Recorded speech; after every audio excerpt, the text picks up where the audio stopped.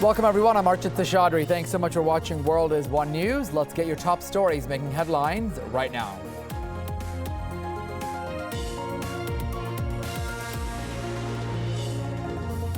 After being isolated by SAARC nation, Pakistan hits back and accuses India of impeding the SAARC process.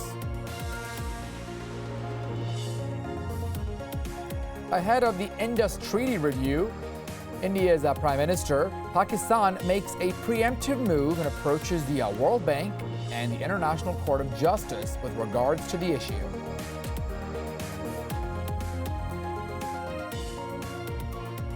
The story of hot water continues to brew. Karnataka's government now calls for an emergency cabinet meeting to discuss the Kaveri water dispute.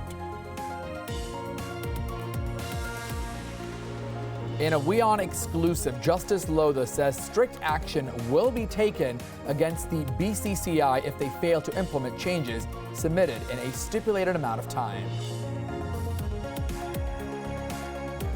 And developments coming in that MH17, the Malaysia Airlines flight, was shot down by a missile, according to a Dutch-led investigation.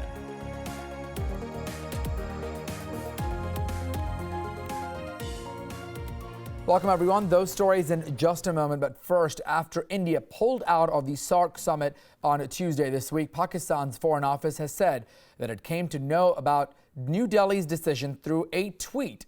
Pakistan's Ministry of Foreign Affairs spokesperson says they've accused India of impeding the SAARC process. Zakaria said that India is desperate to divert the international community's attention from human rights violation in Kashmir. Earlier on Wednesday, in a tweet, Pakistan's Foreign Office called the Indian announcement just unfortunate and said that Pakistan remained committed to peace and regional cooperation.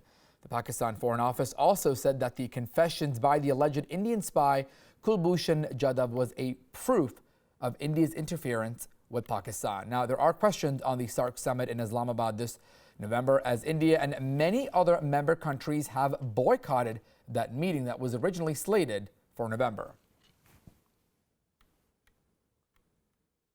Well, after India pulled out of the SAARC summit on Tuesday, Pakistan said it found out about that through a tweet. Many other countries also saying they are not going to attend that meeting, including Bangladesh, Afghanistan, Bhutan, but no word yet on some other countries like Sri Lanka or the Maldives, rather.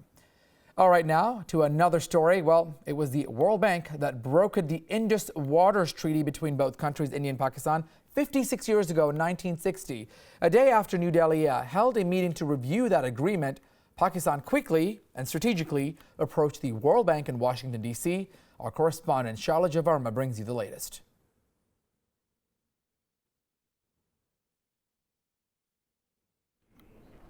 A day after India warned that blood and water cannot flow together, an increasingly worried Islamabad knocked at the doors of the World Bank on Tuesday. Pakistan says India cannot unilaterally separate itself from the treaty and that it could amount to an act of war. According to international law and provision of Indus Water Treaty, India cannot unilaterally revoke IWP, as it would not only undermine India's international standing but also pertains considerable risk of war and hostilities.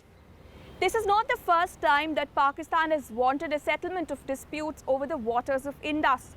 In fact, in August this year, Islamabad had formally requested New Delhi for a settlement of disputes over two projects on the Indian side. That's the Ratle power plant and the Kishanganga power plant, which Pakistan claims is a violation of the treaty by India. They should remember that last time if they went to the World Bank gave a decision in favor of India for the Bagli-Har project. They had gone for arbitration, and the arbitration proceedings were finally concluded, and the verdict was in India's favor, that India has a right to continue these things. The Indus Waters Treaty has survived two wars and regular skirmishes between the two countries. However, as India tries to corner Pakistan from all quarters post the Uri attack, the fate of the treaty hangs in the balance. Shailaja Verma for WION. Well, India is using the 56-year-old Indus Water Treaty to deal with its neighbor Pakistan without the use of any weapons. So we wanted to break this all down for you. WION's Vrinda Agarwal reviews how water is being used as a weapon of war around the world. Many factors like global warming, droughts, climate change, polluted water systems and growing populations makes fresh water a hot commodity.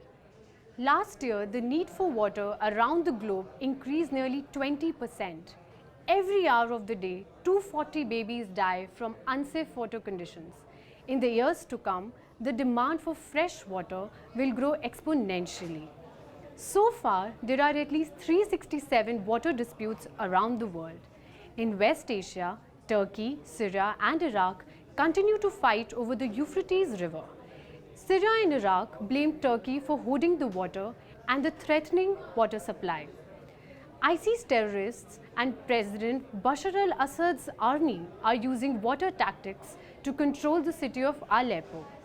In Africa, Egypt and Ethiopia are boiling out over the Nile. In South America, Bolivia and Chile are in hot water over the river Salala. India is now the latest country to use water warfare to send a message to its neighbor, Pakistan. Gone are the days when wars are battled with just guns, grenades and bombs. Now a new weapon is being used for military and political causes and putting pressure to an already heated situation. Vrinda Agarwal, WION, New Delhi. Well, in a major relief for Italian Marine, Massimiliano Latore, the Supreme Court of India today allowed him to stay in Italy until an international tribunal decides which country will try the case. The top court has also directed the Indian government to submit reports every 3 months on the progress of jurisdiction with the case at the International Tribunal. Latore and another Italian Marine, Salvatore Garrone, are accused of killing 2 Indian fishermen off the coast of Kerala in 2012. The Indian government told the Supreme Court last week that it had no objection if the 2 Marines are allowed to remain in their home country until India's jurisdiction to try them is decided. Well, staying in India, an emergency cabinet meeting is underway to discuss the ongoing Kaveri river water issue in the state of Karnataka. Now, this decision comes a day after India's top court ordered the state to release 6,000 cusecs of water to nearby Tamil Nadu. This until the end of the month. The court has also asked the chief ministers from both states to hold crisis talks to settle the ongoing dispute. Meanwhile, Karnataka's government on Tuesday imposed Section 144 in Bengaluru until midnight till the end of the month. This in a wake of all the recent protests there that have been going on in the state.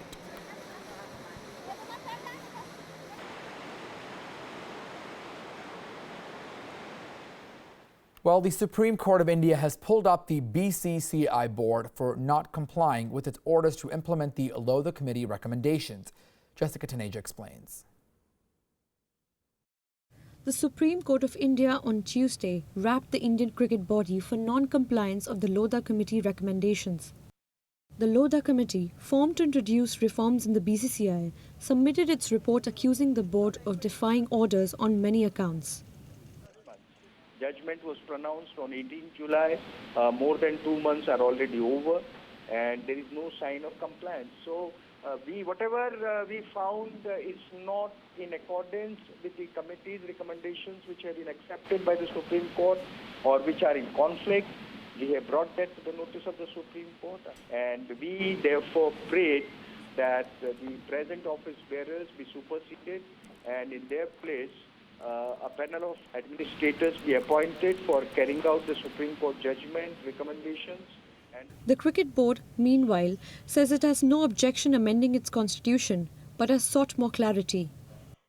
We want some guidance from them, because in Supreme Court judgment categorically mentioned that whatever decision which we are taking, will not affect the state associations and their constitution. So that Supreme Court has said.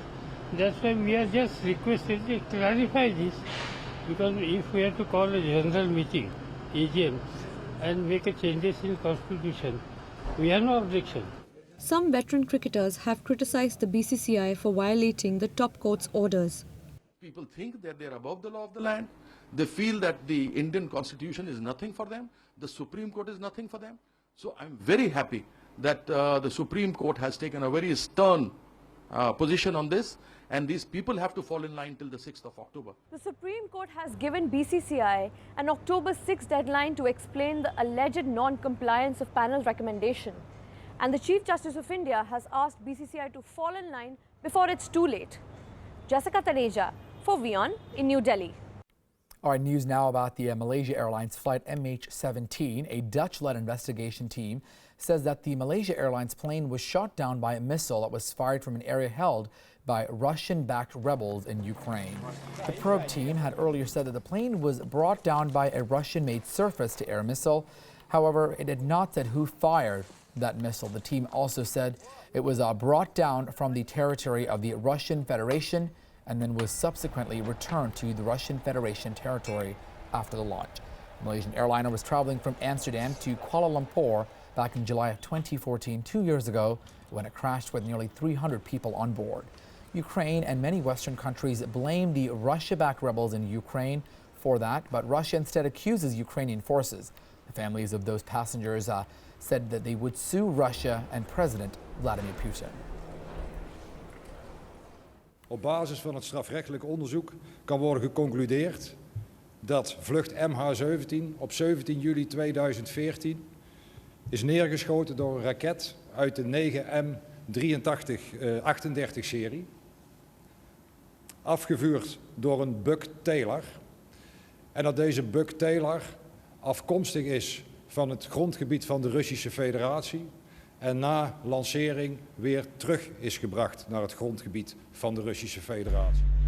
Malaysia Airlines flight MH17 exploded over eastern Ukraine on the 17th of July 2014 after being hit by a Russian-made Buk surface-to-air missile. Dutch-led investigators concluded it was fired from rebel-held eastern Ukraine. Buk missiles can carry up to 70 kilograms of explosives and have a range of 22 kilometers. The Boeing 777 aircraft broke up in mid-air before coming down in an area northeast of the town Shakhtarsk in rebel-held territory close to the Russian border. The flight left Amsterdam Schiphol Airport after midday local time, bound for Kuala Lumpur. All 298 people on board lost their lives. All right, now time for a quick short break. Much more stories to bring to you from around the world. Stay with us right here on WION.